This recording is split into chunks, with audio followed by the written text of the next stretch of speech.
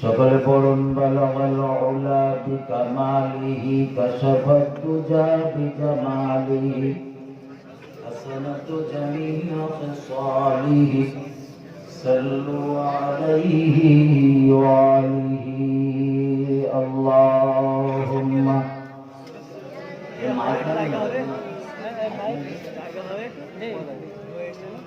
মাইকমান ভাই আপনার সেটের গোড়ায় তো আসবেন।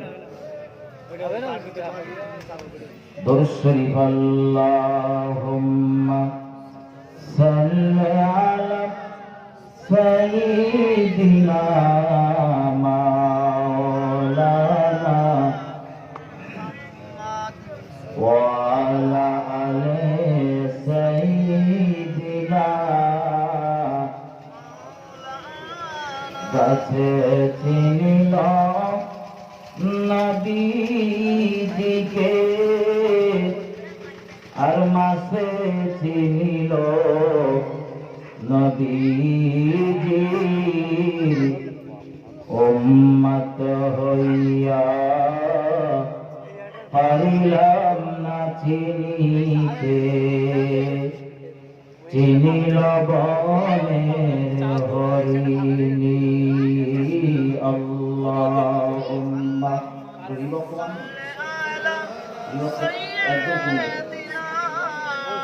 ওয়া আলা আলি সাইয়্যিদিনা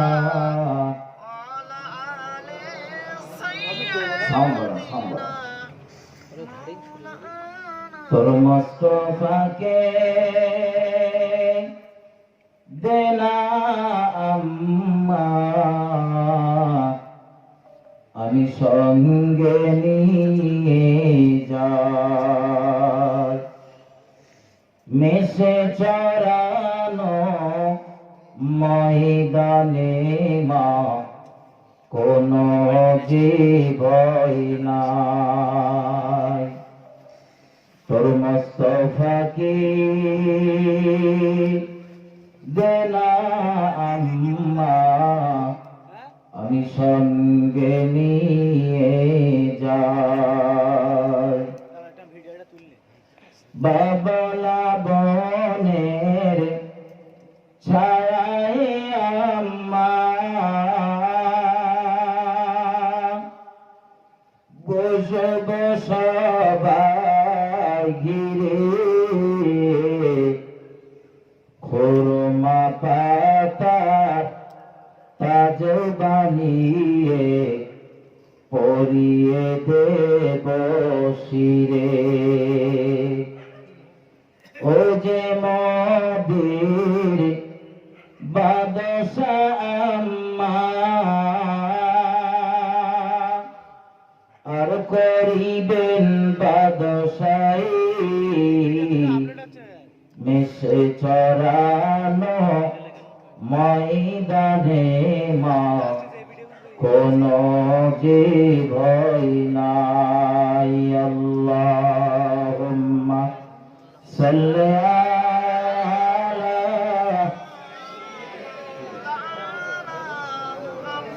ওয়া আলা আলি সাইয়্যিদিনা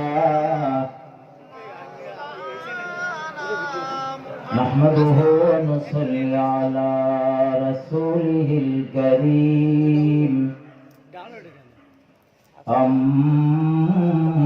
أما بعد فقد قال الله تعالى في كلام المجيد وفي الفرقان الحميد يا أيها الذين آمنوا اتقوا الله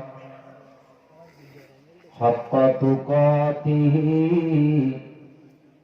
ولا تموتن إلا وأنتم مسلمون وقال النبي صلى الله عليه وسلم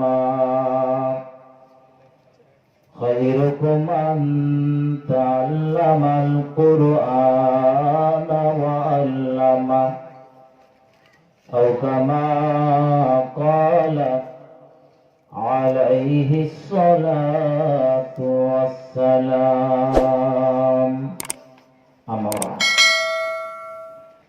মুআজ্জিজ মুহতারাম উলামা হযরত সম্মানীয় আজকের জলসার সুযোগ্য সভাপতি মহাশয়, সম্মুখে বসে থাকা দিন দরদি, ইসলাম দরদি, নেককার, আল্লাহওয়ালা, প্রাণের ভাই মুসলমান,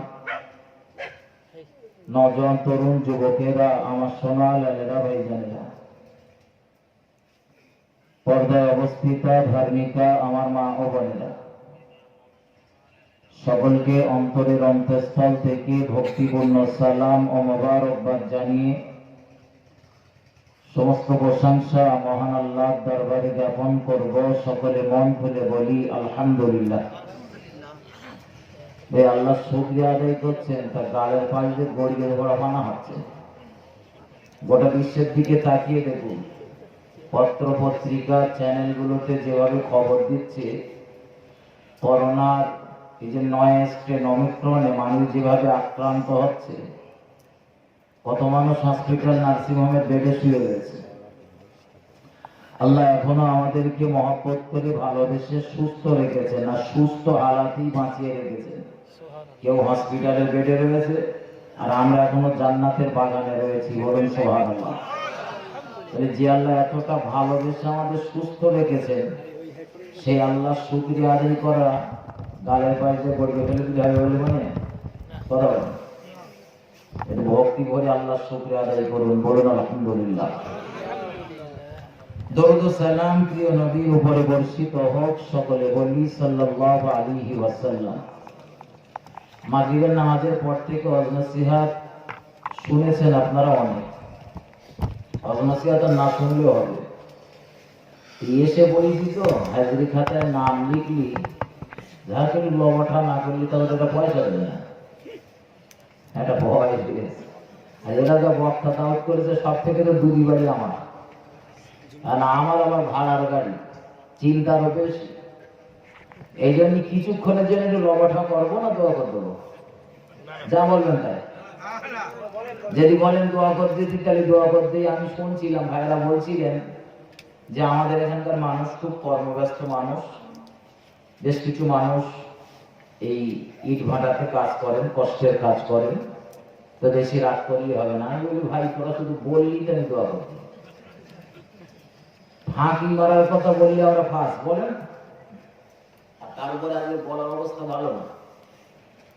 চেষ্টা চালাচ্ছি দুটো কথা বলার, তবে যেখানে সমস্যা হবে শুধু একজন হাত তুলে বলেন, শুধু দোয়া করবেন, একদম দেরি হবে না। আপনার হাত তুলতে যাটাই দোয়া শুরু ইনশাল্লাহ। চলেন, মহান আল্লাহ দুটি কথা বলবার মতো তৌফিক দিন, বলুন আল্লাহুম্মা আমিন।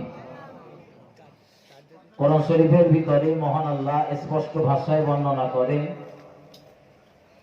ইয়া আইয়ুহাল্লাযীনা আমানু, হে খোদা বিশ্বাসী বান্দা বান্দীগণেরা, ইত্তাকুল্লাহ, তোমরা আমি আল্লাহ আমায় ভয় করো, হাক্কা তুকাতিহি, ভয় করার মতো ভয় করো,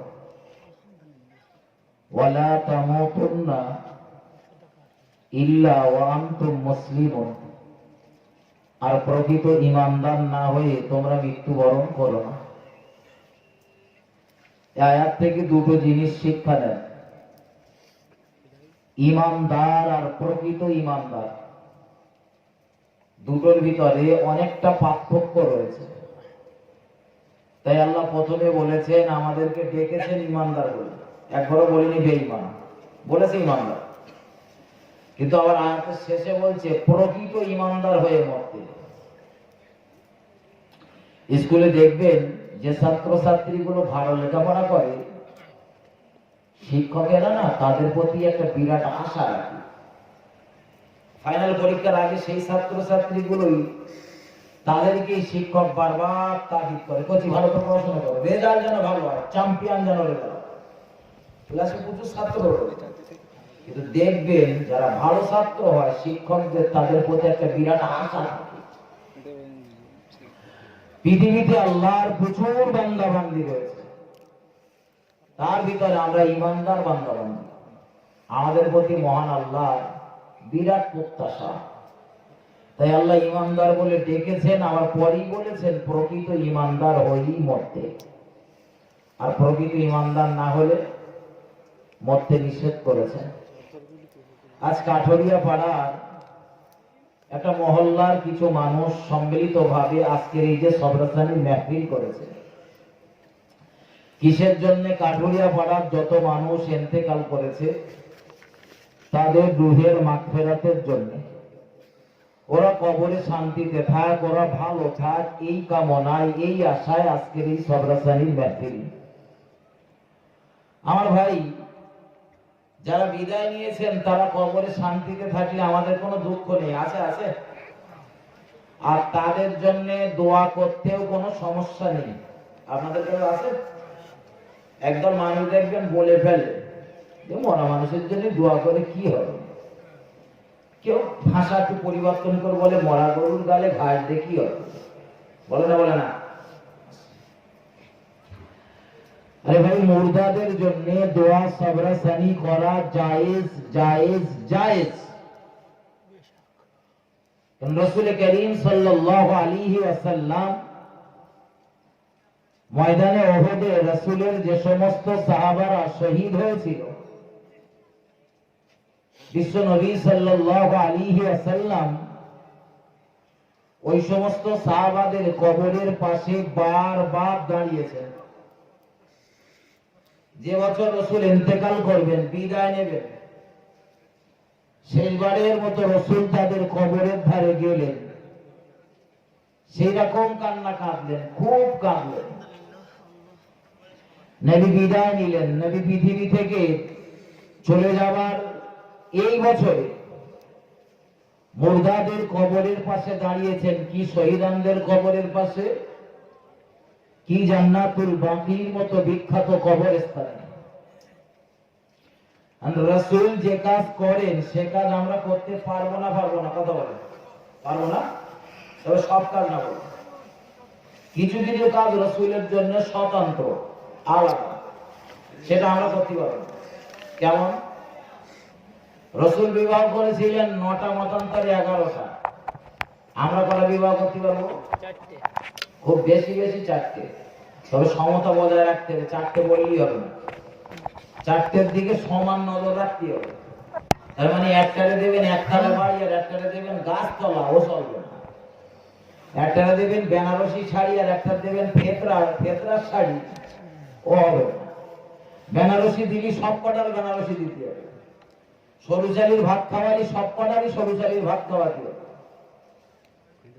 তো খুব বেশি বেশি হলে আমরা 4টে বিবাহ করতে পারবো, এরপরে আর কত বলেন পারবো না। যদি এরপরে করার ইচ্ছা হয় তাই একটা তালাক দিয়ে তারপর। রাসূল বিবাহ করেছেন 9টা কিংবা 11টা, রাসূলের একটাও তালাক দিতে হয়নি, বলুন সুবহানাল্লাহ। তার কারণ রয়েছে ভাই, আমরা বিয়ে করেছি, আমাদের বিবিগুলো যদি ছেড়ে দিই, তালাক দিই, বোঝানোর জন্য বলছি, নিকৃষ্ট হালাল তালাক দেওয়া, নিকৃষ্ট হালাল। তো আমাদের বিবিগুলো যদি আমরা তালাক দেই, ছেড়ে দেই, ইদ্যত পালন করার পরে ওরা আবার একটা বিবাহ করতে পারবে, অন্য পুরুষের সাথে ওরা সংসার করতে পারবে, পারবে না কথা বলে? আপনার বিবি ছিল, আপনি তো ছেড়ে দিয়েছেন, ওরা তো আপনার বিবি। তো ও যেমন অন্যের সংসার করতে পারবে, এটা জায়েজ। কিন্তু রাসূলের বিবিরা রাসূলের জীবদ্দশাতে বলুন আর রাসূলের ইন্তেকালের পরেই বলুন, দুনিয়ার কোন পুরুষের জন্য জায়েজ নয় বিবাহ করা তাদের। এজন্য রাসূল একটাও তালাক না দিয়ে পরপর বিয়ে করেছেন, কারণ নবীর বিবিদের তালাক দিলে বা রাসূলের বিবিদের অন্য কোন পুরুষ বিবাহ করতে পারবে না। কিন্তু আমার বিবিটার অন্য পুরুষ, কথা বলেন, বিবাহ করতে পারবে। শেষ রাত্রি না, এই গভীর রাত্রি বোঝা নামাজ খুব চলে না। একটা ঘটনা বানাবো। এই রাসূল করিম সাল্লাল্লাহু আলাইহি ওয়াসাল্লাম তার জীবনে বেশ কিছু কাজ রয়েছে যে কাজগুলো আমরা করতে পারবো না, ওগুলো রাসূলের জন্য স্বতন্ত্র। আমরা যখন মানুষ মাটি দিই, কবর গায়ে শোয় না, একটু আগে আপনাদের শোনা ছিল, সম্ভবত ভাই রেজাউল করিম সাহেব বলছিলেন, আমি শুনছিলাম যে রাসূলের জানাজা হয়, বুঝলেন না?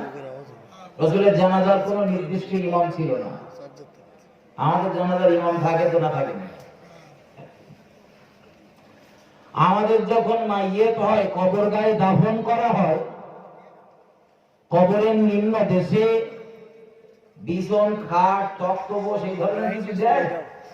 কথা বলতে হবে, কথা বলেন, ঘুম কম লাগবে, আওয়াজ বলতে সুবিধা হবে।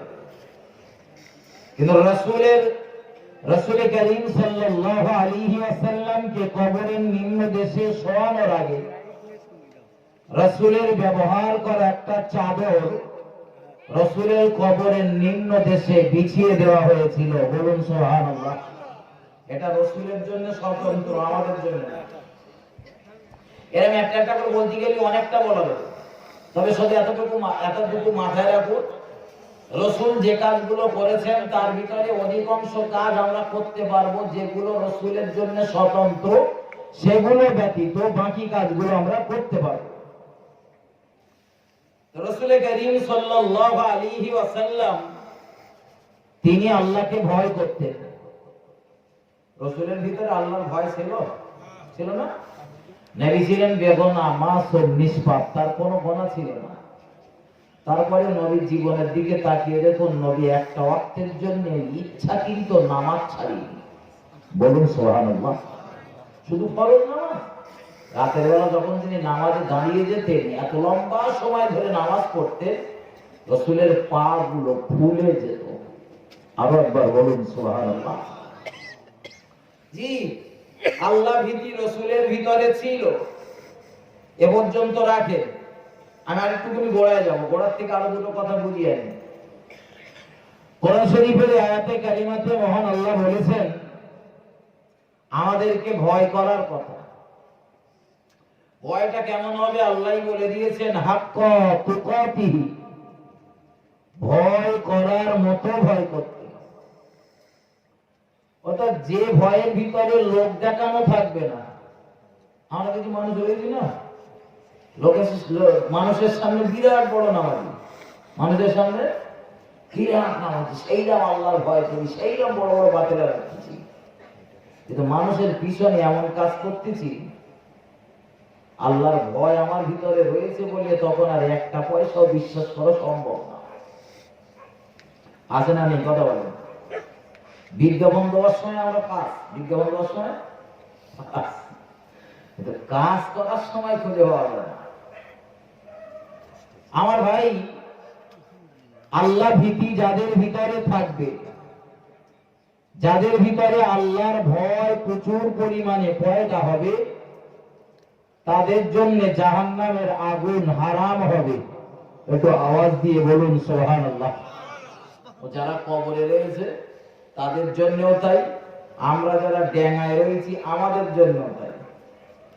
আল্লাহর ভয় যাদের ভিতরে থাকবে তাদের জন্য জাহান্নামের আগুন হারাম হয়ে যাবে। আরো একবার বলুন সুবহানাল্লাহ। আল্লাহর ভয় আমাদের ভিতরে রয়েছে, আমি বলবো না যে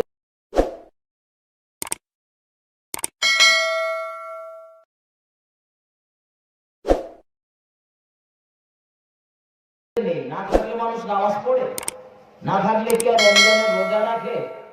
কেউ জানে না। আচ্ছা, ওই গভীর রাতে উঠে ওযু করে মসজিদে যাচ্ছে নামাজ পড়তে, তার মানে আল্লাহর ভয় রয়েছে। আমার ভাই, এই আল্লাহর ভয় যাদের ভিতরে রয়েছে, আমি একটা কথা বলেছি, তাদের জন্য জাহান্নামের আগুন হারাম। বসিরহাটের বড় মাওলানা, বঙ্গশ্রেষ্ঠ আলেমে দ্বীন আল্লামা রুহুল আমিন শাহ রহমাতুল্লাহ আলাইহি, তিনি তার কিতাবের ভিতরে লিখেছেন, পীর হওয়ার যতগুলি শর্ত, তার ভিতরে একটা শর্ত দিয়েছে, আল্লাহ ভীতি থাকতে হবে। কি থাকতে হবে? আল্লাহ ভীতি। তার মানে ঠিক ঘুরিয়ে আমরা বলতে পারি যার ভিতরে আল্লাহর ভয় রয়েছে, পীর হওয়ার এই অনেকগুলো শর্তের ভিতরে একটা শর্ত সে পূরণ করে ফেললো। একটু বলুন সুবহানাল্লাহ। আমার সোনার বন্ধুরা, ঠান্ডা মাথায় বুঝুন, গভীর ভাবে উপলব্ধি করুন, আল্লাহ পাকের ভয় যাদের ভিতরে পয়দা হবে, পীর হবার যতগুলো শর্ত রয়েছে আমি বলছি না, বসিরহাটের বড় মাওলানা হযরতুল আল্লাহ বড় মাওলানা রুহুল আমিন শাহ রাহমাতুল্লাহ আলাইহি তিনি বললেন, পীর হবার একটা শর্ত হলো তার ভিতরে আল্লাহর ভয় থাকবে প্রচুর পরিমাণে। পীর মানে শুধু ফুরফুরায় হয় না, পীর মানে শুধু বসিরহাটে হয় না। আপনিও পীর হতে পারবেন, শুধু পীর হবার শর্তগুলো আপনার পূরণ করা লাগবে। আল্লাহর প্রিয় বান্দা বসিরহাটের বড় মাওলানা হযরত রুহুল আমিন শাহ রাহমাতুল্লাহ আলাইহি বললেন, পীর হবার যতগুলো শর্ত রয়েছে তার ভিতরে এক নাম্বার শর্ত হলো তাকে আলেম হতে হবে।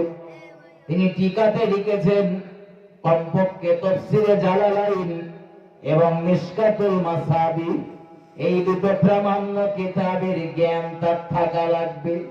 শুনে হোক বা পড়ে হোক, জ্ঞানে জ্ঞানী তাকে হতে হবে। আলেম মানে শুধু মাদ্রাসায় পড়লেই তাদের আলেম বলে। ফুরফুরা শরীফের মেজো হুজুর রহমাতুল্লাহ আলাইহি নাম শুনেছেন? কথা বলেন। অনেকে চোখে দেখেছেন, অনেকে তার হাতে হাত দিয়েছে।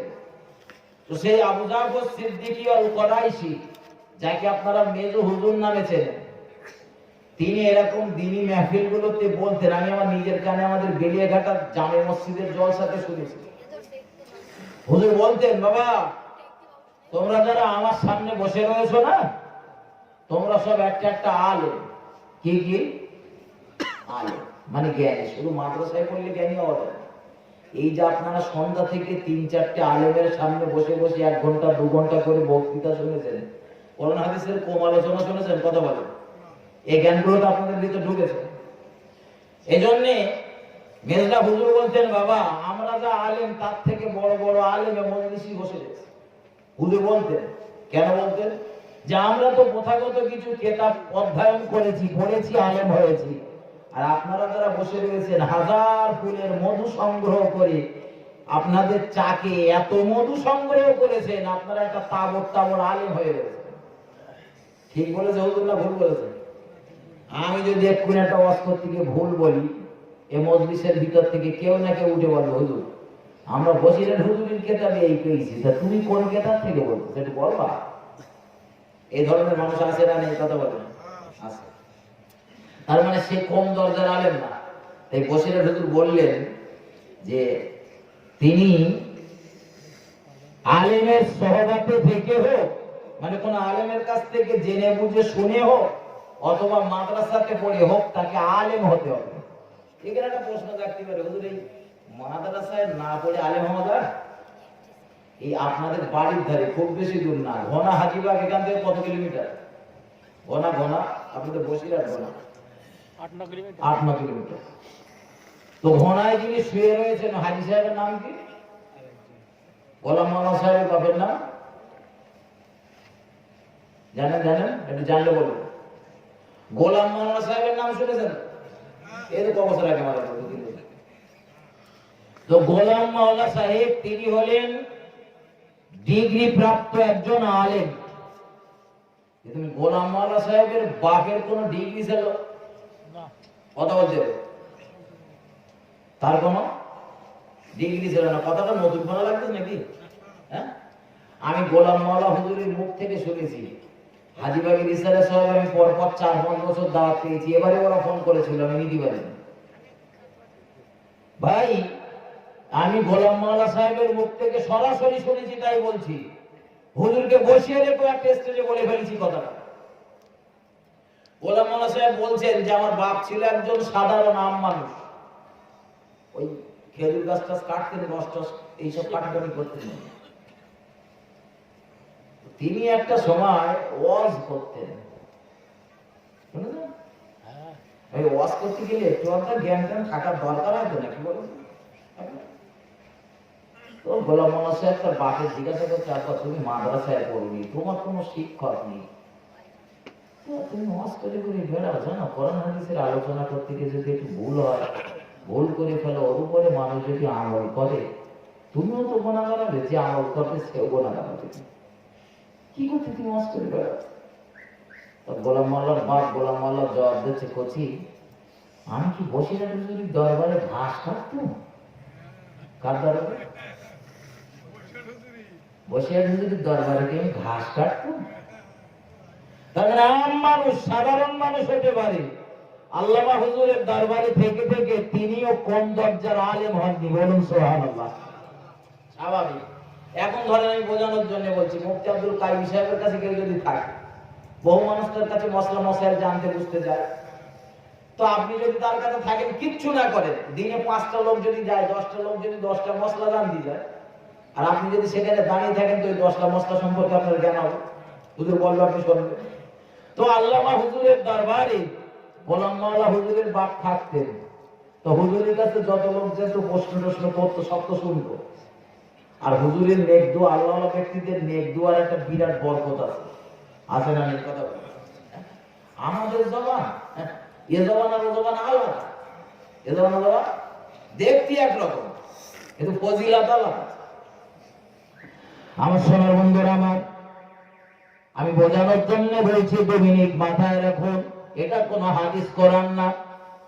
গোলাম মোল্লা সাহেব তিনি নিজের মুখে বলেছেন, আমি যখন মাদ্রাসা থেকে আলেম হয়ে বাড়িতে ফিরে এসেছি, আমার আব্বাকে বললাম, আব্বা এইভাবে জলসা জৌলুস করা ঠিক না, আপনি মিলাদ করতে যান কেন? আপনি বক্তৃতা করবেন না, আপনার বক্তৃতার ভিতরে যদি ভুল হয়, মানুষ যখন ওই ভুল বক্তৃতার উপরে আমল করবে, গুনাহগার হবে মানুষ, যেমন আপনিও তো গুনাহগার হবে। আমার আব্বা আমারে বলল, কচি আমি বসিরহাট হুজুরের দরবারে ঘাস কাটতাম না, বসিরহাট হুজুরের কাছ থেকে কিছু নিয়েছি। আমার আব্বা যে চোখ পাকিয়ে আমার বলেছে, বাপ আর বেটার সম্পর্ক, বাপ বেটার চোখ পাকাতেই পারে, পারে না কথা বলেন। গোলাম মাওলা হুজুর বলতেছেন, আমার বিরাট রাগ হচ্ছে, এমনি মাদ্রাসা থেকে তো সবে ফিরেছি, এলেন তখন টকবক করতেছে, এইরাম রাগ হচ্ছে। আমার বাপ মাদ্রাসায় পড়িনি, অথচ আমার বলতেছে, গজি বসিরহাট হুজুরের দরবারে কি আমি ঘাস কাটতাম? দেখি আমার বাপ ঘাস কাটতো না কি কাটতো, আজকেরই তো বাপের একটা দাও তুলে যাবো, বাপ জলসা করবে, আর আমার আব্বার বক্তৃতার ভিতরে আমি ভুল ধরবো, এই টার্গেটে গোলাম মাওলা সাহেব বাপের সাথে গিয়েছে। আর গোলাম মাওলা সাহেবের আব্বার একটা বৈশিষ্ট্য ছিল, বৈশিষ্ট্যটা হলো, ধরেন আপনাদের কাঠুরিয়া বেড়াতে জলসা, একটু সকালটানে চলে আসতেন, দাওয়াত তো দিতেন একটা, এখনকার মতো তো গাড়ির চলন ছিল না, সকাল সকাল চলে আসতেন, হাতে একটা লাঠি আর একটা হারকেন নিয়ে। যারা দেখেছেন তারা ভালো বলতে পারবেন, আমি দেখিনি, তবে গোলাম মাওলা সাহেবের মুখে যেটা শুনেছি সেইটা বলতেছি, যে তিনি গ্রামের এ পাড়া থেকে ও পাড়া পর্যন্ত প্রত্যেকের বাড়িতে যেতেন, দাওয়াত করা আলেম বলো। আমরা তো সময়ের 2-3 মিনিট আগে আসি, কখনো আবার 5-7 মিনিট পরে আসি, এত ব্যস্ত। আর হুজুর একটু আগে ভাগে আসতেন, আর পাড়ার সবাই দাওয়াত করতেন, সবার বাড়ি গিয়ে গিয়ে, ভাই আজকে অমুক জায়গায় জলসা রয়েছে, সবাই যাবে, কে কি রান্না বান্না করেছে জিজ্ঞাসা করতেন। আর যার বাড়িতে সব থেকে খারাপ তরকারি রান্না হতো, গোলাম মাওলা সাহেবের বাপ তার বাড়িতে বলতো, কচি আজকের তোর বাড়িতে আমি দুটো খাবো। সুবহানাল্লাহ বাড়িতে বললে হবে, সব থেকে খারাপ তরকারি যে বাড়িতে, সেই বাড়ি খাবে। আর আমি হুজুর আমার দাওয়াত করতে গেলে এই বড় শ্রোতা দিচ্ছি, এই বড় বলে সরু চালের ভাত ছাড়া আমার এর মধ্যে যায় না, গরুর গোশ খাতে মজা হয় না, কচি মুরগির ঝোল টোল মনে হয় দুটো খাওয়া যায় টেনে টেনে। সোনার বন্ধুরে আমার রাগ করলে হবে না, গোলাম মাওলা সাহেব হুজুর বলছেন, ওই জলসাতে গেলাম, বাড়িওয়ালারে ডেকে আমার আব্বা বললাম, আমার এই কচিটা সবে মাদ্রাসা থেকে ফিরেছে, আমার কচির একটু সময় দেওয়া হোক। আমার সময় দেওয়া হলো, আমি কিছুক্ষণ আলোচনা করলাম, বক্তৃতা করলাম, এরপরে আমার বাপ আখিরি বক্তা, বাপ শেষ বক্তা। আমার আব্বা যখন স্টেজে উঠতেছে, স্টেজের পেছনে আমাদের বসার জায়গা, আমি সেই রাম কায়দায় বসে রয়েছি, আমার তীক্ষ্ণ দৃষ্টি, তীক্ষ্ণ নজর, মনটা পড়ে রয়েছে আমার বাপের বক্তৃতার দিকে। আমার আব্বা যদি আজকের বক্তৃতায় ভুল করেছে, বাপের বক্তৃতা করা 7 জনমের মতন মিটকে দেবো। আলেম না হয় অস্কর্তি বেরোনি 7 মেটাবো। কে বলতেছে? গোলাম মাওলা হুজুর বলতেছেন, আমি পিছনে বসে বসে বসে আমার আব্বার আলোচনা শুনতেছি। ওই আলোচনা শুনতে শুনতে একটা সময় দেখা গেল আমার আব্বা দীর্ঘ সময় বক্তৃতা করে বক্তৃতা শেষ করে দোয়া করে দিলেন। কিন্তু এই সুদীর্ঘ 2 ঘন্টা 2.5 ঘন্টা আমার আব্বা ওয়াজ করেছেন। আমি গোলাম মাওলা, আমার ক্ষমতা হলো না আমার বাপের বক্তৃতার ভিতরে ভুল ধরার। আসতে বলেন, মাদ্রাসায় না গিয়েও যে আলেম হওয়া যায় তার জ্বলন্ত প্রমাণ গোলাম মাওলা হুজুরের আব্বা। আমার বাবাজি ভাইজানেরা, এজন্য বসিরাট হুজুর কিতাবে লিখেছেন, পীর হবার প্রথম শর্ত তাকে আলেম হতে হবে। কেমন আলেম? তাফসীরে জালালাইন আর মিশকাতুল মাসাবি, এই দুটো কিতাবের জ্ঞান তার থাকা লাগবে, জেনে হোক, পড়ে হোক, শুনে হোক। আর দ্বিতীয়ত তার ভিতরে খোদা ভীতি থাকা লাগবে। আমার বন্ধুরা আমার, এই দুটো যদি থাকে, পীর হবার 2টো শর্ত পূরণ করে ফেললো। বাকি শর্তগুলো পূরণ করতে পারলে সে আল্লাহর প্রিয় বান্দাতে পরিণত হবে। একটু মহব্বত করে বলুন সুবহানাল্লাহ। আজ আল্লাহর প্রিয় বান্দাতে পরিণত হবে, তার কবরটা তো জান্নাতের টুকরাতে রূপান্তরিত হবে। আরো একবার বলুন সুবহানাল্লাহ। বাপের জন্য দোয়া করবেন, সাবরাসানি করবেন, মজলিসে বসেছেন, খুব ভালো কথা। কারণ আল্লাহ কোরআনে জানিয়েছেন, রব্বির রাহমহুমা কামা রাব্বায়ানি সাগীরা। আল্লাহ শিখিয়েছেন বাপ মার জন্য কি কায়দায় দোয়া করতে হবে। এটা যখন আল্লাহ শিখিয়েছেন, অনুমতি দিয়েছেন, আপনি পারবেন। তবে আপনার এটা মনের ভিতরে থাকার দরকার, আমার বাপ মা আত্মীয় স্বজনের কবরটা জান্নাতের টুকরা হোক, এটা আমার কামনা। তবে আমার কবরটাও যেন জান্নাতের বাগান হয়, এটাও তো আমার মনে রাখতে হবে। ঠিক না ভুল কথা বলেন? আমার বাবাজি ভাইজানেরা, এই আশা যদি মনের ভিতরে থাকে, সবার আগে আমাদের নামাজ পড়া ধরা লাগবে। আমরা যে নামাজ পড়ি না এ কথা বলবো না। কেউ দৈনন্দিন জীবনে 5 ওয়াক্ত নামাজ পড়ে, কেউ জুমার নামাজ পড়ে, কেউ বা বছরের 2টো ঈদের নামাজ পড়ে। নামাজের রস করিনি, আজকেরও করব না। তবে বলে ফেলেছি যখন, 2টো কথা মাথায় রাখুন। নামাজ হলো জান্নাতের চাবি। প্রিয় নবী সাল্লাল্লাহু আলাইহি ওয়াসাল্লাম জানিয়েছেন, নামাজ হলো জান্নাতের চাবি। আপনি নামাজ পড়বেন কি পড়বেন না আপনার ব্যক্তিগত ব্যাপার। কারণ আল্লাহ কোরআনে 82 বার বলেছেন, আকিমুস সালাত, বান্দা নামাজ কায়েম করো। ওই নামাজ পড়বেন কি পড়বেন না আপনি হিসাব করুন। কারণ পরপর 3 জুমা যদি আপনি নামাজ না পড়েন, আপনার নাম ইমানদারের তালিকায় থাকবে না। অনেকে চালাকি করতে পারে, হুজুর 3 জুম্মা নামাজ পরপর না পড়লে ইমানদারের তালিকাতে থাকবে না। আমি যদি 2টো জুম্মা ফাঁকি দেই আর 3 নাম্বার জুমাটা পড়ি, কি হবে? মহান আল্লাহ হাসরের ময়দানে যদি ডাক দিয়ে বলে, বান্দারে পরপর 3 জুম্মা না, তোমার গোটা জীবনের 3টে জুমার নামাজ যদি তুমি না পড়ো, তোমার নাম আর ইমানদারের তালিকায় থাকবে না। তখন উপায় কি হবে? কথা বলে। নামাজের রস করলি তো রাগ হয়। অথচ আমার দেশের বহু নামাজি রয়েছে, নামাজের মশলা মশাইল জানে না, নামাজ কিভাবে পড়তে হয় জানে না। 20 বছর ধরে নামাজ পড়তেছি, অথচ একটু ভালো করে দেখলি দেখা যাবে চাচার নামাজ হয় না, চাচা শুধু উঠবস করা হচ্ছে। আছে না নেই? কথা বলেন। আমি ভুল বলতেছি, একটা বললেই বোঝা যাবে। চলুন সময় পেলে আপনাদের শোনাবো, তার আগে আরেকটু এগিয়ে চলুন। নামাজ ছাড়বেন না, আপনি জীবনেই থাকেন না কেন, নামাজ আদায় করুন। কারণ এই নামাজ ছাড়া আপনি নিষ্কৃতি পাবেন না। এই নামাজ আপনার বিপদ থেকে রক্ষা করবে, এই নামাজ আপনাকে হেফাজত করবে, এই নামাজ আপনার রুজিতে বরকত দেবে, এই নামাজ আপনার সংসারে শান্তির বাতাবরণ তৈরি করবে। একটু মহব্বত করি বলুন সুবহানাল্লাহ। আমি নামাজ পড়বো না, শুধু বলবো আল্লাহ সুখ দাও, সুখ দাও, শান্তি দাও, পাবে কোথায়? নামাজ পড়ে দেখো মনটা কত তৃপ্তিতে ভরে থাকে, তুমি কল্পনা করতে পারবে না। রাজপ্রাসাদে থাকার থেকে ওই রাস্তার ধারে কুড়ি ঘরে থেকে নামাজি যে ব্যক্তি, তার অন্তরের ভিতরে আল্লাহ পাক যে দয়া যে মায়া, তার ভিতরে যে শান্তি ঢেলে দিয়েছে আপনি কল্পনা করতে পারবেন না। আমার বন্ধুদের জন্য বলবো, নিবেদন করব, নামাজ পড়বেন। নামাজ বিপদ থেকে উদ্ধার করে। অথচ নামাজের রস করলে আমাদের শুনতে মজা লাগে না, অথচ মরলে কবরে বলো নামাজের হিসেব হবে হবে না হবে না, কথা বলে।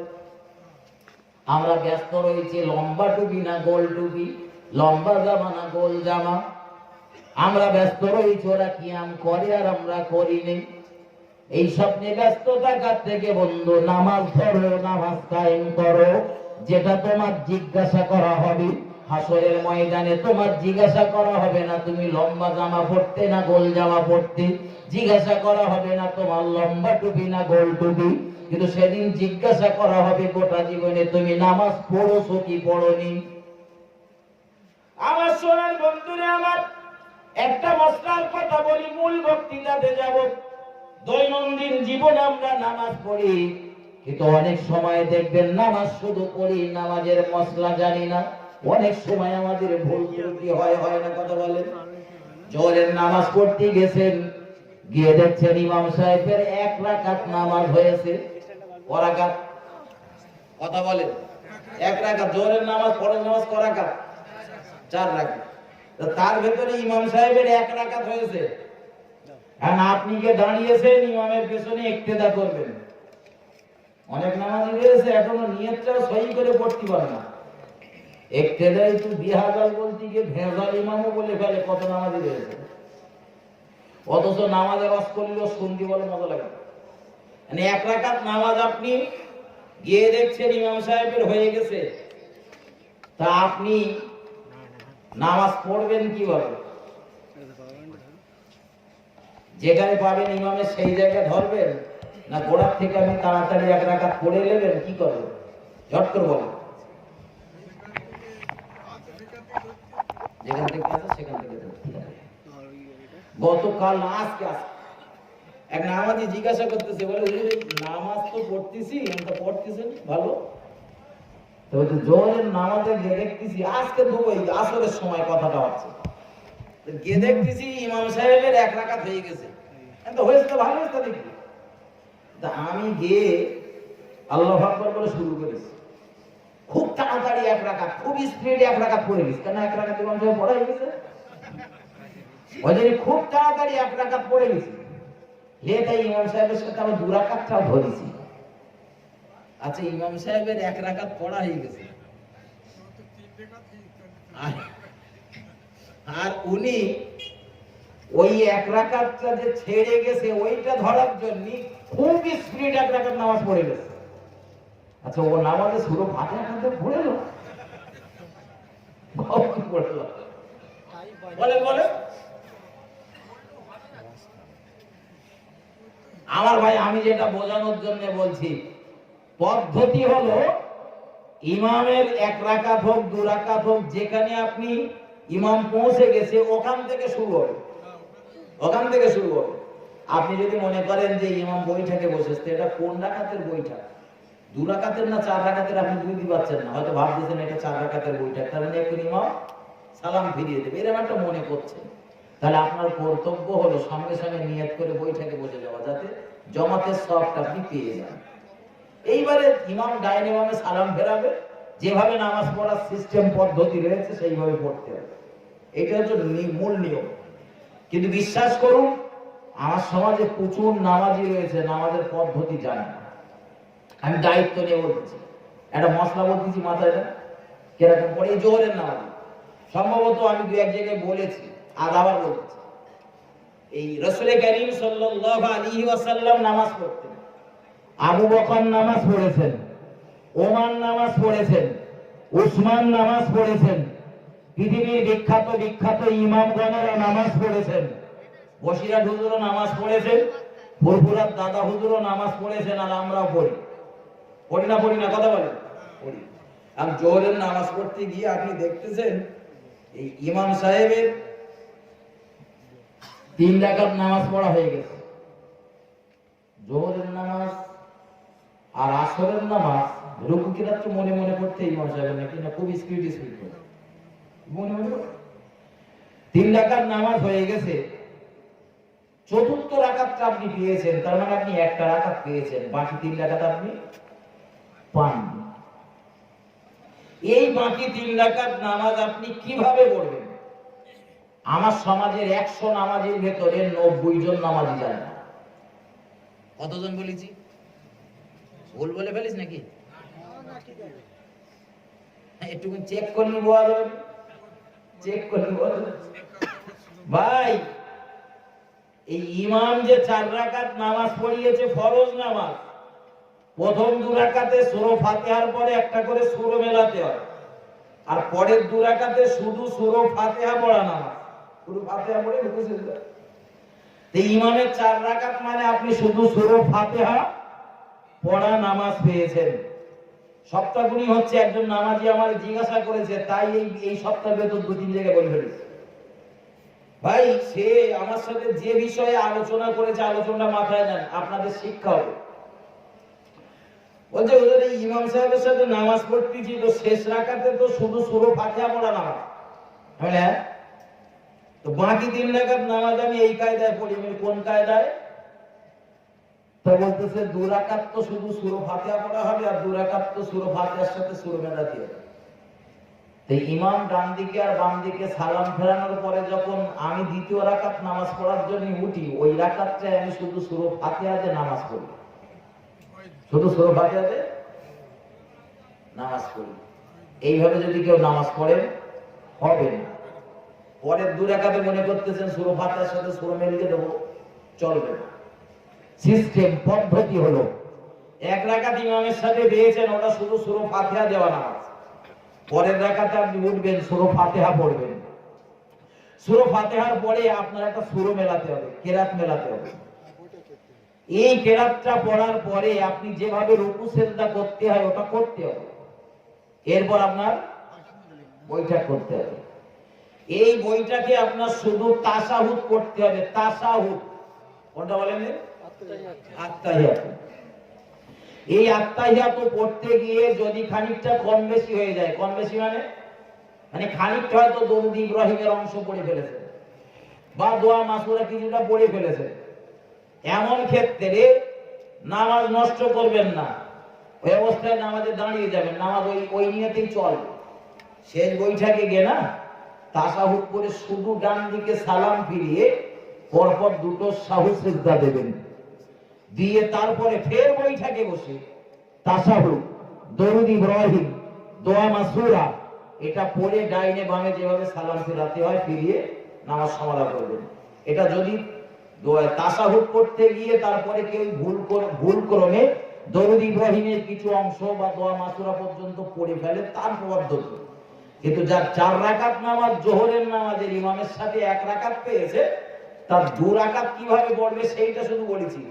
যে 2 রাকাতে উঠবে, সূরা ফাতিহা পড়বে, তারপরে একটা কেরাত মেলাবে, এরপরে রুকু করবে, সিজদা করবে, বৈঠকে বসে তাশাহুদ পড়বে। এই তাশাহুদের ভিতরে এক জায়গায় এই আঙুল এরকম স্ট্রেট খাড়া করতে হয়। কোন জায়গায় বলেন? অনেক নামাজি রয়েছে এটা জানে না।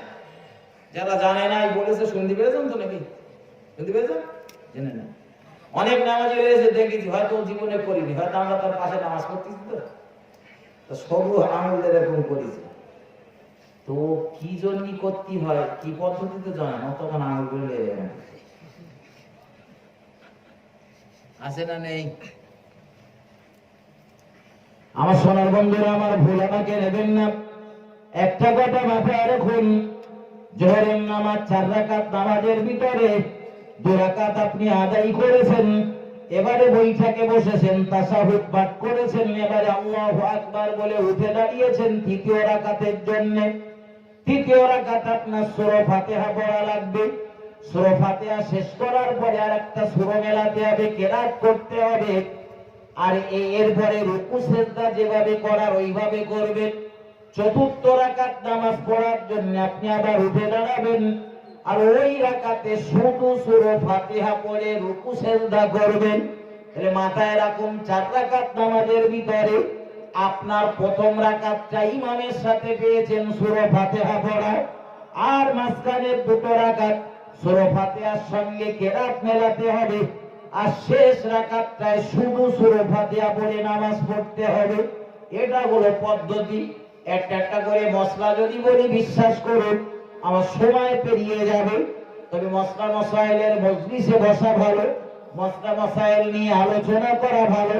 কারণ রাসূল জানিয়েছেন 1 ঘন্টা যদি কেউ মশলা মশাইল নিয়ে গবেষণা করে, আলোচনা করে, শুনতে থাকে, বলতে থাকে, আল্লাহ পাকের নবী মক্কার বাতি মদিনার জ্যোতি আমিনার নয়নের মনি জনাবে মুহাম্মদুর রাসূলুল্লাহ সাল্লাল্লাহু আলাইহি ওয়াসাল্লাম জানিয়েছেন টানা 60 বছর ধরে নফল ইবাদত বندگی করার, নফল রোজা রাখার সওয়াব ওই 1 ঘন্টা ধরে মশলা মশাইল নিয়ে গবেষণা করার পরিবর্তে আল্লাহ তাআলা আপনার নামামলে লিপিবদ্ধ করে দেবেন। ওটা মহব্বত করে বলুন সুবহানাল্লাহ, আর একটু ভক্তি করে বলুন সুবহানাল্লাহ। ও বাবাজি ভাইজানের আমার, নামাজের আলোচনা আমি করব না এ পর্যন্ত, মাথায় রাখুন।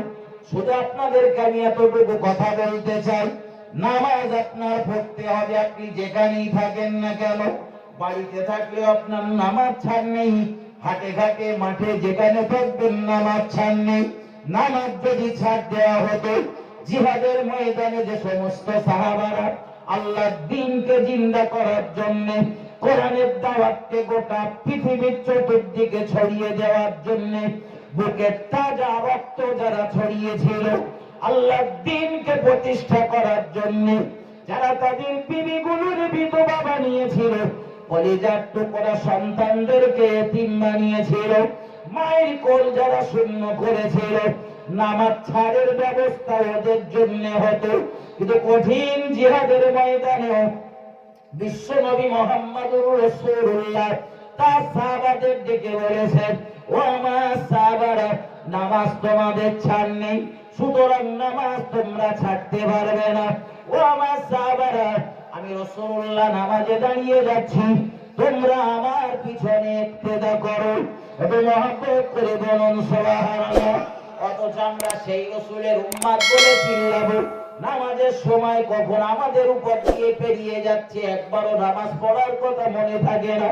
আপনি নামাজ পড়বেন কি পড়বেন না আপনার ব্যক্তিগত ব্যাপার, কারণ আপনার কবর আলাদা হবে আর নামাজীদের কবর আলাদা হবে।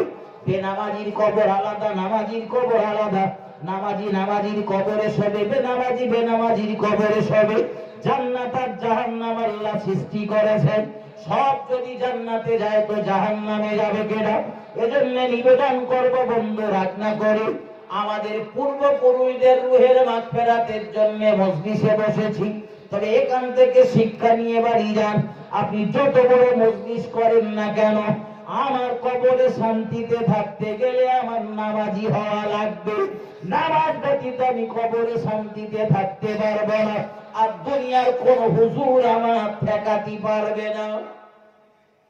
ও আমার ভাইজানেরা, যে নামাজ বিপদ থেকে উদ্ধার করে সেই নামাজ আমরা ছেড়ে রেখেছি।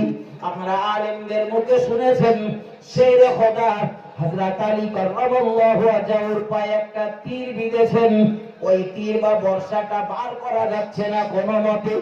আলী রাদিয়াল্লাহু তাআলা আনহুর পা থেকে বর্ষাটা বার করতে গিয়ে হযরত আলীর পায়ে এমন ভাবে বর্ষাটা বা তীরটা বিঁধেছে, রাসূলের সাহাবা আলীর পা থেকে বার করা যাচ্ছে না। হযরত আলী রাদিয়াল্লাহু তাআলা আনহু যন্ত্রণায় কাতরাতে কাতরাতে ছটফট করতে করতে বললেন, ও নবীর সাহাবারা, আমায় একটু সময় দেওয়া হোক, আমায় একটুখানি টাইম দেওয়া হোক। আমি হযরত আলী রাদিয়াল্লাহু তাআলা আনহু একটু নামাজে দাঁড়িয়ে যাই, আরো কয়েকজনকে ডেকে আনা হোক, তোমরা সবাই মিলে আমার পায়ের থেকে বর্ষাটা টেনে বার করবে। ঠিক এরকম সময় দেখা গেল হযরত আলী রাদিয়াল্লাহু তাআলা আনহু নামাজে দাঁড়িয়ে গেল। এমন নামাজে হযরত আলী দাঁড়িয়ে গেল, ওই নামাজের ভিতরেই আলীর পায়ের থেকে বর্ষাটা গায়ের জোরে টেনে বার করে নেওয়া হলো। কিন্তু হযরত আলী কিছুই বুঝতে পারলেন না, হযরত আলী কিছুই জানতে পারলেন না। নামাজ যখন সমাধা হয়েছে, নামাজ সমাধার পরে হযরত আলী অনেক লোকজনকে দেখে জিজ্ঞাসা করলেন, সম্ভবত তোমরা আমার পায়ের বর্ষাটা বার করার জন্য একত্রিত হয়েছে, আমার নামাজ শেষ হয়েছে, তোমরা এবার আমার পা থেকে তীরটা বার করো। কি বুঝলেন? নামাজ কেমন নামাজ তারা বলতেন, হাসিবুরের পায়ে একটা মশা বসলে সেটা মেরে নিয়ে তাই হাসিবুর দাঁড়ায়, আর তার পা থেকে ভাই হযরত আলীর পায়ের থেকে তীর বার করে নেওয়া হলো, কোনো সার হলো না। মাথায় রাখুন সোনার বন্ধুরা আমার, নামাজ আপনার পড়া লাগবে। আল্লাহর ভয় যাদের ভিতরে থাকবে তারা জীবনে কোনোদিন ইচ্ছাকৃত নামাজ কাজা করবে না। আল্লাহর ভয় যাদের ভিতরে থাকবে তারা জীবনে কোনোদিন দিনাক করে গান বাজনা শুনবে না, জানুয়ারি উদযাপন করবে না, পয়লা জানুয়ারিতে তারা গান বাজনা করবে না, জানুয়ারি মাসে তারা বৃষ্টি করবে না। ও নওজোয়ান তরুণ বন্ধুরা, এটা আবার রাসূলুল্লাহর আদর্শ না। গান বাজনা করাটা হলো ইবলিস শয়তানের আদর্শ, গান বাজনা করা হলো দাজ্জালের আদর্শ। তুমি ইমানদারের বেটা হয়ে তোমার ভিতরে আদর্শটা ঢুকলো কিভাবে? রাগ হচ্ছে ভাই, রাগ হচ্ছে? আমার সোনার বন্ধুরা, জানুয়ারি মাস উদযাপন করতেছেন, আল্লাহ চতুর্দিক থেকে করোনা দিয়ে আমাদের ঘিরে ফেলতেছে। এমনি এমনি নামাজের বেলা নেই, অথচ গান শোনার বেলা আমরা এগিয়ে। আমার সোনার বন্ধুরা আমার, বিশ্ব নবীর জীবনের দিকে তাকিয়ে দেখুন, আল্লাহ পাকের নবী জীবনে কোনোদিন গান শোনেনি, অথচ আমি তার উম্মতের দাবিদার, আমি গান শোনার জন্য আমার জীবনে যত কাজ করার দরকার সব কাজের প্রস্তুতি নিচ্ছি। আমার বন্ধুরা, আমার ভাইয়েরা, বাবাজিরা আমার, আপনাদের জানা কথা 2 মিনিটের জন্য বলছি। এই দুনিয়ার জমিনে যখন দাজ্জালের আগমন হবে, দাজ্জাল তার কাছে জান্নাত আর জাহান্নাম রেখে দেবে। দাজ্জালের জাহান্নাম মানে ঈমানদারদের জন্য জান্নাত, আর দাজ্জালের জান্নাত মানে ঈমানদারদের জন্য জাহান্নাম। ও বাবাজি ভাইজানেরা আমার, দাজ্জালের কপালে লেখা থাকবে কাফের, দাজ্জালের একটা চোখ থাকবে অন্ধকানা। ওই দাজ্জাল, তার দলের জনসংখ্যা, তার দলের সমার্থক সংখ্যা বড় কম থাকবে না, প্রচুর পরিমাণে তার দলের সভ্য সমার্থক থাকবে।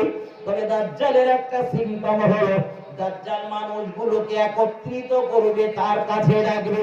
দাজ্জালের কাছে বিরাট মাপের গান বাজনার বাদ্যযন্ত্র থাকবে।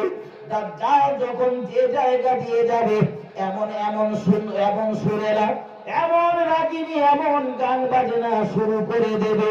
দাজ্জালের যাওয়ার পথগুলো, কাঁকর পাথর গুলো এই গানের সঙ্গে তাল দিতে থাকবে। ও সোনার বন্ধুরা আমার বিরাট ভয় হয়, দাজ্জালের যদি এই পিরিয়ডে আগমন হয়, আমার দেশের যে যুবকগুলো জানুয়ারি উদযাপন করার জন্য দিনাক করে নাচ গান করে, নিজের গাঁচির পয়সা খরচা করে বৃষ্টি করতে যায়, সোনার বন্ধুরা আমার, দাজ্জালের আবির্ভাব হলে এই যুবকগুলো তারা কি দাজ্জালের জান্নাতের বাসিন্দা হবে না জাহান্নামের বাসিন্দা হবে? এক কথায় বলতে গেলে বলতে হয়, আমার দেশের যে যুবকগুলো গান বাজনা তাদের অত্যন্ত পছন্দনীয়, এরা দাজ্জালের জান্নাতে চলে যাবে, অর্থাৎ মহান আল্লাহর জাহান্নামে তাদের ঠাঁই হবে। অথচ আমার দেশের যুবকগুলো এরা রাসূলের ভক্ত বলে চিল্লাবে, নবীর নামে কেউ কিছু বললে মাল কাঁচা মেরে ঝগড়া ঝামেলা করতে যাবে। অথচ নবীর জীবনে নবী কোনোদিন গান শোনেনি। আরে যুবকের জীবনে গান ছাড়া একটা মুহূর্তের জন্যও চলতে পারে না। আছে না নেই? কথা বলেন। আল্লাহর ভয় যদি থাকে, আল্লাহর ভয় যদি কোনো যুবকের ভিতরে থাকে, আল্লাহর ভয় যদি কোনো মানুষের ভিতরে থাকে, ওই মানুষটি গান শুনতে পারে না। শুধু তো গান শোনা না, আমার দেশের একদল যুবক রয়েছে জানুয়ারি উদযাপন করছে, গান যেমন শুনছে, ওই সঙ্গে মদের নেশাতে চুর হয়ে তারা মাতলামি করতেছে। ও সোনার বন্ধুরা আমার, এই যে তুমি মদ খেয়ে মাতলামি করতেছো, এটা তো তোমার রাসূলুল্লাহর আদর্শ না, এটা তো তোমার হাবিবুল্লাহর আদর্শ না। নবী দিবসের মাস এলে নবীর প্রেমিক সাজো, মুহররমের মাস এলে তুমি হযরত ইমাম হাসান আর হুসাইনের প্রেমিক সাজো। কিন্তু হাসান আর হুসাইনের জীবনের দিকে তাকিয়ে দেখো, তারা কোনদিনের জন্য মদ পান করেনি। তুমি ফুরফুরা দরবার শরীফের পীরের ভক্ত বলে দাবি করো, তোমার পীর ফুরফুরা দরবার শরীফের পীর জীবনে কোনদিন মদ পান করেনি। বসিরহাটের পীর জীবনে কোনদিন মদের ধারে পাশে যায়নি, সেই হুজুরের ভক্ত বলে দাবি করো, আর মদ পান করে ধিনাক ধিনাক করে গান বাজনা করতে যাও। তুমি কি সত্যিকারের প্রিয় নবীর উম্মত হতে পেরেছো? আমি বলবো না, নিজের মনকে নিজে জিজ্ঞাসা করো। হুজুরের ভক্ত বলা সহজ, রসুলের প্রেমিক বলা সহজ, কিন্তু রসুলের খাঁটি যোগ্য প্রেমিক হওয়া বড় কষ্টকর। আমার বন্ধু, আলোচনা আমি বাড়াবো না, আগেই বলেছি আলোচনা খুব স্বল্প সময়ের ভিতরে ছাড়বো। তো আল্লাহর ভয়ের কথা বলতে গিয়ে আমি দুটো কথা বলেছি। এক, নামাজ ছাড়া চলবে না, নামাজ আমাদের পড়তে হবে। দ্বিতীয়ত, যারা গান বাজনার সাথে জড়িয়ে রয়েছেন, তওবা তো নসুহা করেন, খাঁটি তওবা করেন। কি তওবা? খাঁটি তওবা। চিটিংবাজি তওবা না, বলো খাঁটি তওবা করে ফেলেন, আল্লাহ যা ভুল করেছি আর করব না। একটা বছর আমাদের থেকে বিদায় নিয়েছে, দরকার ছিল খোদার দরবারে দুটো হাত তুলে কাঁদা, যে আল্লাহ আমার এই একটা বছরে কত পাপ আমি করে ফেলেছি, আমার ক্ষমা করে দাও, আমার মাফ করে দাও। কিন্তু তা না করে আমি 31st নাইট উদযাপন করছি, তা না করে আমি ধিনাক করে নাচ গান করতেছি, মদ মিস হলে কিচ্ছু বাদ দিচ্ছি। আছে না এই কথা বলেন ভাই? আপনাদের কাঠুরিয়া পাড়ার মানুষেরা হয়তো ভালো, এখানকার যুবকেরা ভালো, বলে আবার শেষে মার খাবো, হয়তো বাড়ি যেতে হবে না, এরা ভালো। তবে ভাই শেষে নিবেদন করছি, যদি থেকে থাকে ধানের ভেতরে একটা চিঠে থাকা স্বাভাবিক, যদি থাকে সবাই তওবা করে নেন। আলোচনা আমি ছাড়ছি। জি, শুধু এতটুকু নিবেদন করব, কবরে যারা শুয়ে রয়েছে শুধু তাদের জন্য না ভেবে, তাদের জন্য যেমন ভাবছেন নিজের জন্যও ভাবতে শিখুন, আমিও যেন কবরে শান্তিতে থাকতে পারি। এই চিন্তাতে সিরাতাল মুস্তাকিমের পথিক কিভাবে বানবেন সেই প্রচেষ্টা চালান। ভক্তি ভরে দরুদ শরীফ, আল্লাহুম্মা সাল্লি আলা সাইয়্যিদিনা ওয়া আলা আলি সাইয়্যিদিনা। জন্ম আমার নবীর যুগে হলে কেমন হতো,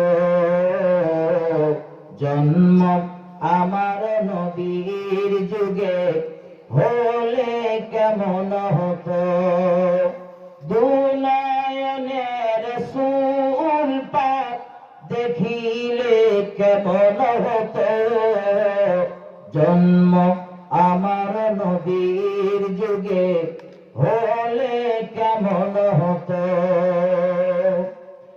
আসতো ভেসে হযরতে বেলালের মধুর আযান, যে আজানে ছিল এমন প্রেম মুগ্ধ রহমান। আসতো ভেসে হযরতে বেলালের মধুর আযান, যে আজানে ছিল এমন প্রেম মুগ্ধ রহমান। দয়ার নবীর পিছে নামাজ পড়লে কেমন হতো, দয়ার নবীর পিছে নামাজ পড়লে কেমন হতো, দুনয়নের রাসূল পাক দেখিলে কেমন হতো, জন্ম আমার নবীর যুগে হলে কেমন হতো। আল্লাহুম্মা সাল্লি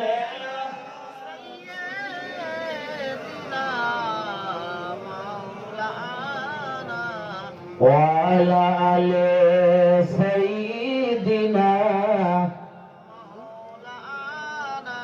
আমার ভাইজান বিদায় নিচ্ছি, তো বিদায় নেওয়ার আগে আপনাদেরকে দাওয়াত করছি, এই পাশে ভবানীপুর মাদ্রাসার রিসালে সওয়াব। আপনাদের মাঠ পার হলি নাকি না খাল পার হলি? কোন দিক? এদিকে। জি, তো ভবানীপুর মাদ্রাসা রিসালে সওয়াব 20-21। আমার ভাই বলছেন 20-21 সালে তাই হোক। 20 এবং 21 মাঘ ভবানীপুর আমিনিয়া মাদ্রাসার ইসালে সওয়াব খাসভাবে দাওয়াত রইল। দাওয়াত দিচ্ছি, তবে আমার দাওয়াত ফেরত লিখি নাকি আল্লাহ ভালো জানে। যে পরিস্থিতিতে চলছে কি হবে ঠিক বলা যাচ্ছে না। জামিয়া রহমানিয়া ইসালে সওয়াব ফাল্গুনের 1, 2, 3 খাসভাবে দাওয়াত রইল। আমাদের দক্ষিণ বরুণী মাদ্রাসার ইসালে সওয়াবের দাওয়াত তো আপনাদের বহুবার দিয়েছি। আপনারা কেমন দিয়েছেন না দিয়েছেন আপনারাই ভালো জানেন। এবছরে 20 চৈত্রের পরিবর্তে অঘ্রাণ মাসের 20-21 তারিখে হয়েছে। তবে ঠিক মূল জলসার দিনটাতে প্রচুর পরিমাণে বৃষ্টি, লোকজনের তো সমাগম সেইভাবে হয়নি। আর মাদ্রাসা প্রচুর পরিমাণে ঋণই হয়ে গেছে। পাশে একটা জমি কিনেছে, তারপর একটা নতুন বিল্ডিং এর একটা প্রয়োজন ছিল, সেটা করেছে। এক্ষুনি মাদ্রাসায় 500 উপরে নেই, 250-র মতো এতিম মেয়ে রয়েছে। এদের পড়াশোনা বাবদ, পোশাক পরিচ্ছদ বাবদ প্রচুর টাকা বাবদ খরচা। এক্ষুনি মাদ্রাসা প্রায় 13 লক্ষ টাকার মতো ঋণ রয়েছে। একটা স্বপ্ন ছিল যে মাদ্রাসার ইসালে সওয়াবে কিছু ঋণ কমবে, কিন্তু ভাই ইসালে সওয়াবের দিন আল্লাহ পাকের ইচ্ছা ঝড় বৃষ্টি, সেই বৃষ্টিতে দেখা গেল মানুষজন আসতে পারেনি, আমাদের কালেকশনে ভাটা পড়েছে। এই জন্যে নিবেদন করব, যদি কেউ মনে করেন এই মাদ্রাসার একটা বিল বা কুপন নিয়ে একটু কালেকশন করে দেবেন, বলবেন, পাঠিয়ে দেবো। বা যদি কেউ মনে করেন আজকে পকেটে 2-1 টাকা রয়েছে ওটা দেবো,